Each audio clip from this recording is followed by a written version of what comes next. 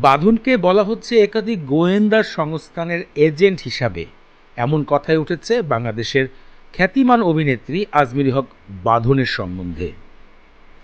আপনারা জানেন, সরকার পতনের সময় সরাসরি রাজপথে নেমেছিলেন এই অভিনেত্রী। শিক্ষার্থীর পাশে থেকে একদম সরাসরি রাজপথে কথা বলেছেন তিনি। অন্য অনেক অভিনেতার সাথে তাকে তুলনা করলে হবে না, কারণ বৃষ্টিতে ভেজে সংগ্রামের মাঠে প্রতিনিয়ত কাজ করেছিলেন এই অভিনেত্রী।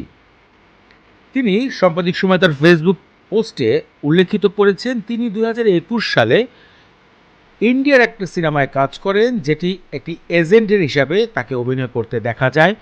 বিশাল ভারদাজের পরিচালিত সিনেমা খুফিয়াতে তিনি অভিনয় করেন এবং সেই সিনেমায় তার সাথে সকল অভিনেতা অভিনেত্রী কিন্তু ছিল বলিউডের। এই সিনেমাটি মুক্তি পেয়েছিল ওটিটি প্ল্যাটফর্ম নেটফ্লিক্সে।